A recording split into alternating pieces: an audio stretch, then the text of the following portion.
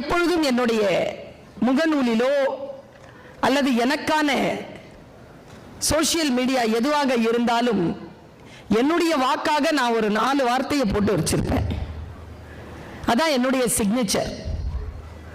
அது என்னன்னா, உன்னால் முடியாது என்று சொல்லிக் கொண்டிருப்பதை, உன்னால் முடியாது என்று நீ சொல்லிக் கொண்டிருப்பதை யாரோ ஒருவன் செய்து கொண்டுதான் இருக்கிறான்.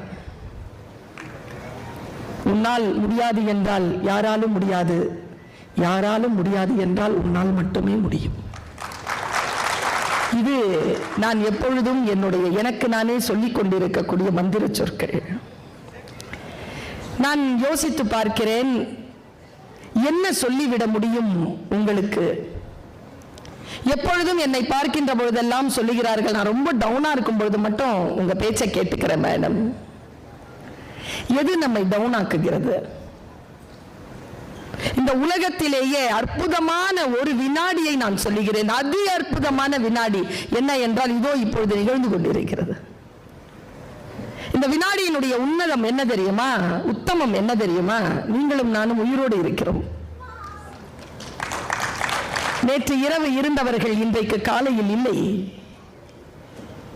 எத்தனையோ விஷயங்கள் வாழ்க்கையில் போராடுவதற்கு என்று இருக்கின்ற பொழுது அந்த போராட்டங்களை கண்டு அஞ்சாமல் அடுத்த கட்டத்திற்கு தன்னை தயார் செய்து கொள்வதற்கான மிக ஊக்கமான சொல் நாம் அனைவரும் உயிரோடு இருக்கிறோம் என்பது. ரொம்ப நுட்பமான இன்னொரு விஷயம் சொல்றேன். உயிரோடு இருந்தா வலிக்கும், வலிச்சாதான் உயிரோடு இருக்கிறோம்னு அர்த்தம்.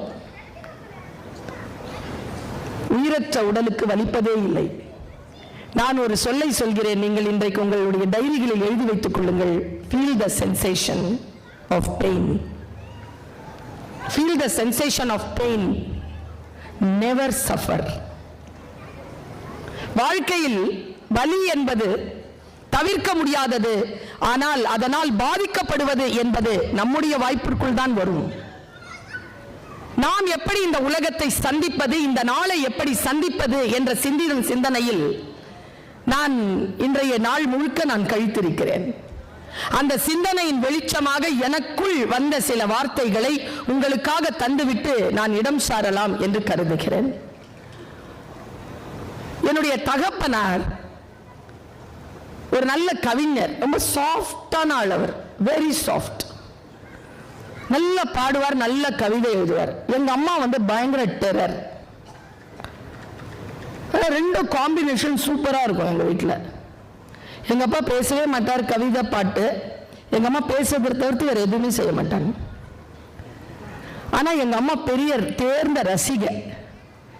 எங்க அம்மா பாட்டு வராது, பாட்டு நல்லா கேட்பாங்க, பாட வராது. எங்க அப்பா பாட்டு எழுதுவார், பாடுவார். எங்களை எல்லாம் தாலாட்டு பாடும் பொழுது நிறைய பேர் அம்மாவனுடைய தாலாட்டை கேட்டிருப்போம். நான் என்னுடைய சிறிய வயது முதல் என்னுடைய தந்தையின் தாலாட்டை கேட்டு வளர்ந்தவள். அப்பதான் எனக்கு தாலாட்டு பாடுவார்.